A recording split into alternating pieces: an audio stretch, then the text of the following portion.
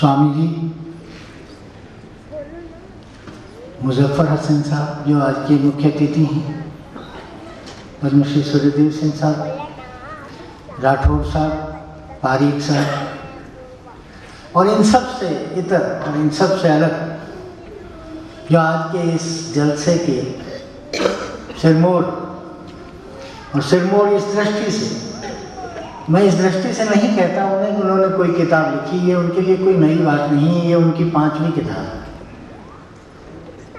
लेकिन जब मैं सिरमौर कहता हूँ तो मैं ये सोच करके कहता हूँ कि उन्होंने एक बहुत बड़ी हिम्मत की बात की, उन्होंने एक साहस का प्रदर्शन करने का काम किया, जो साहस अब तक कहीं देखने को मिल नहीं रहा है।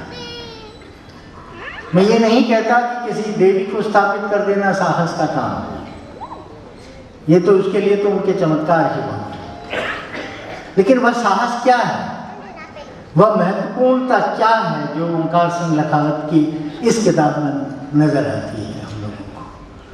तो मित्रों, सबसे पहला जब मैं ये सब कुछ देखता रहा हूँ और इन विचारों से मैं बराबर टकराता रहा हूँ, और हमेशा ये मुझे उद्विग्न करती रही है ये स्थितियाँ कि हम कब सही ढंग से सोचने का काम करेंगे। ये बात भी सत्य है कि भारतवर्ष ने, हमारे हिंदुस्तान ने कभी भी इतिहास में विश्वास नहीं किया। भारत हमेशा से महाकाव्यों में विश्वास करने वाली चीज रही, और जब इतिहास में विश्वास ही नहीं किया तो उस इतिहास को आज हम ढूंढें तो हम कहाँ से प्राप्त कर सकते हैं। और इतिहास सचमुच भारतवर्ष की जरूरत नहीं थी, महाकाव्य ही भारत की जरूरत थी।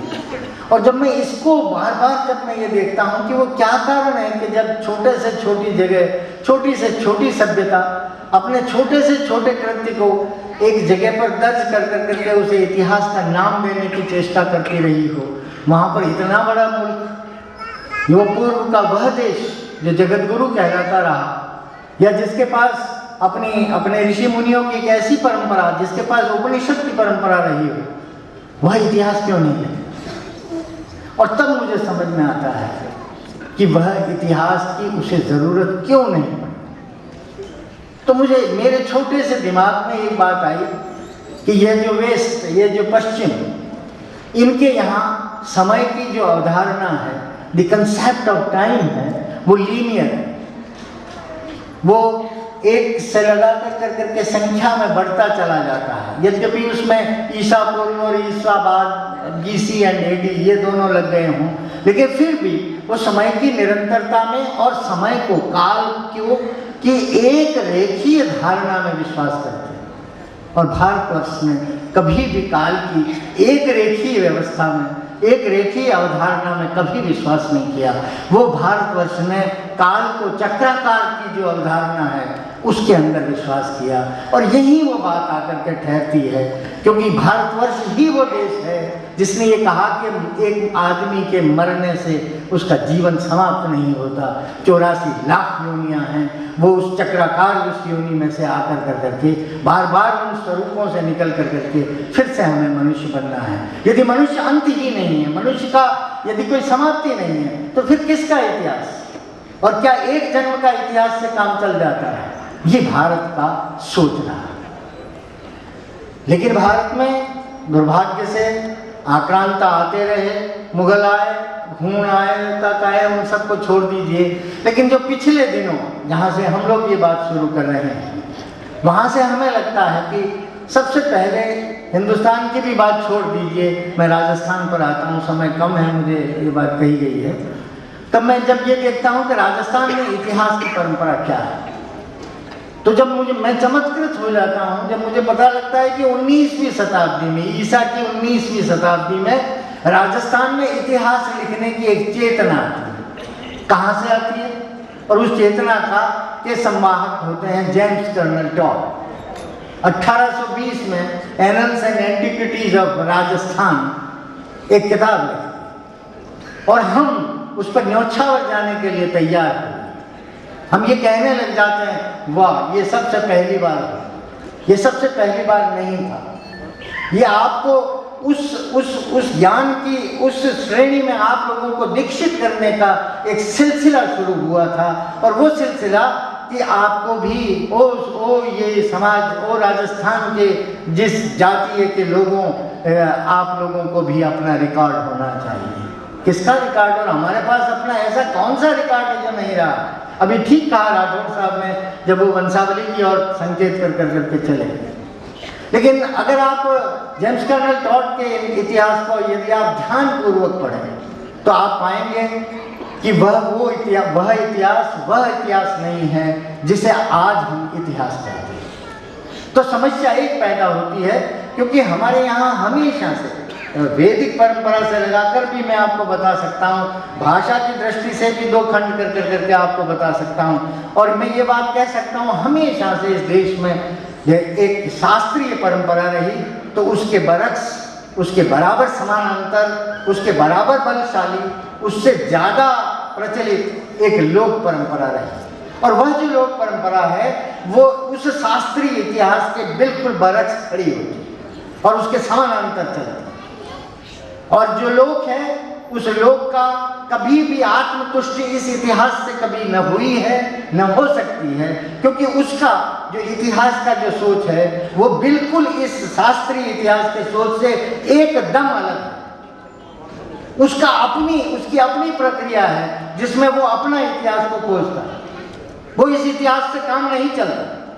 पिछले दिनों ओंकार सिंह जी लखावत साहब ने अजमेर में एक बहुत बड़ा स्मारक बनाया, पृथ्वीराज स्मारक का।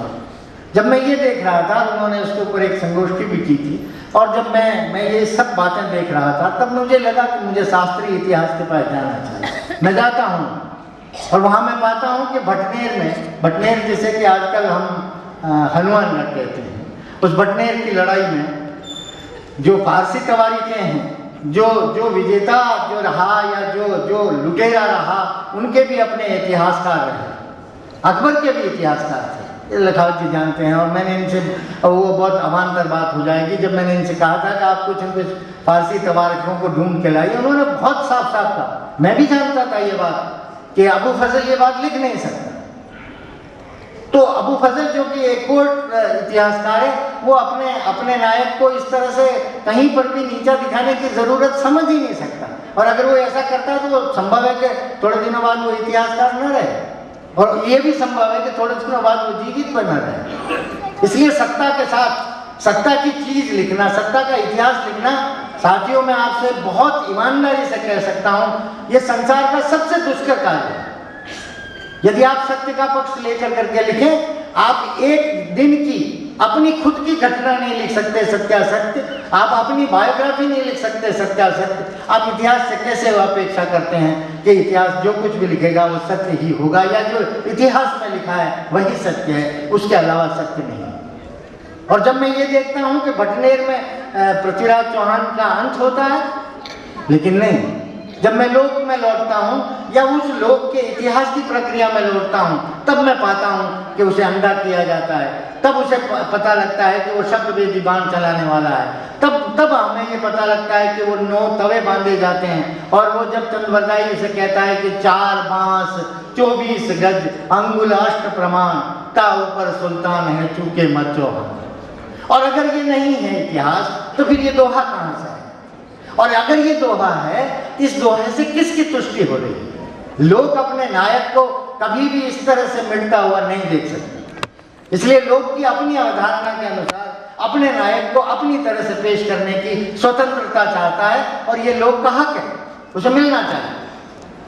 जिस तरह से हम अपनी किसी भी आराध्या को मानने के लिए हम उसके लिए स्वतंत्र हैं, और लोगों को भी चाहते हैं कि वो अपने आराध्य को स्वीकार करें, तो ठीक इसी तरह का एक अधिकार मनुष्य के पास, वो लोक का अधिकार है कि वो अपने अनुरूप या अपने भरे पड़ता, जिसको राजस्थानी में कहते हैं, या कि उसमें जो शक्ति का संचारण करे, ऐसे इतिहास की वो रचना करे।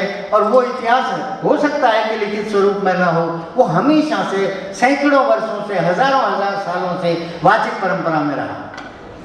मैं इन दिनों एक बहुत छोटा सा काम तो बहुत बड़ा हूँ, मैं ये छोटा सा आदमी इन दिनों एक बड़ी मुसीबत में फंसा हुआ है, क्योंकि मैं पिछले दिनों भारतवर्ष की 24 ही भाषाओं में पता नहीं क्यों ये ऐसा क्षण था कि इसी तरह की कोई घटना हो गई होगी मेरे साथ भी।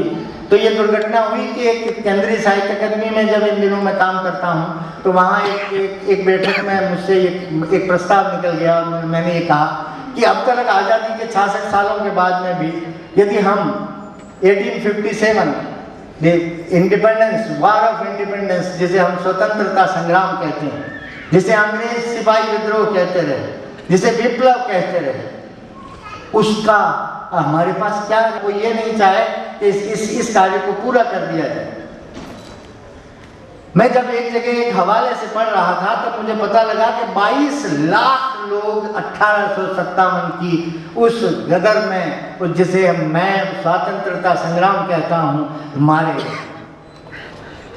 कई दिनों तक लाशें कानपुर से, मेरठ से लगा करके दिल्ली के बीच का कोई पेड़ ऐसा नहीं था कि जिसके ऊपर उनकी लाशें लटकी नहीं रही। और अंग्रेजों ने ये कहा कि फांसी देने के बाद में शव को उतारने का रिवाज है। उन्होंने कहा नहीं, ये जब तक लटकती रहे, जब तक ये अपने आप न गिरे। और इस भारतवर्ष ने वो सब कुछ देखा। लेकिन जब मैं ये सब कुछ इकट्ठा कर रहा था तब मुझे लगा कि 1857 से ही शुरू होता है, जब भी मंगल पांडे ने ये किया वो किया, ये यहाँ से। तो मुझे एक समस्या थी मेरे दिमाग में कि मंगल पांडे में ऐसी क्या चमत्कार है कि इस तरह से एक अग्नि पर एक स्फुलिंग लगे और वो स्फुलिंग एक आग में बदल जाए और पूरे का पूरा देश जागृत हो जाए। वो क्या चीज थी? अगर उसमें हमारी तैयारी नहीं थी, यदि उसमें भारतीय लोगों के स्वतंत्र होने की भावना नहीं थी, तो वो क्या चीज थी कि एक सिपाही ये कहते कि मैं ये कारतूस तोड़ना नहीं चाहता मुंह से और मैं आपके खिलाफ बगावत करता हूँ। ये छावनी में बगावत हो जाना, कोई पूरे हिंदुस्तान की बगावत नहीं होती।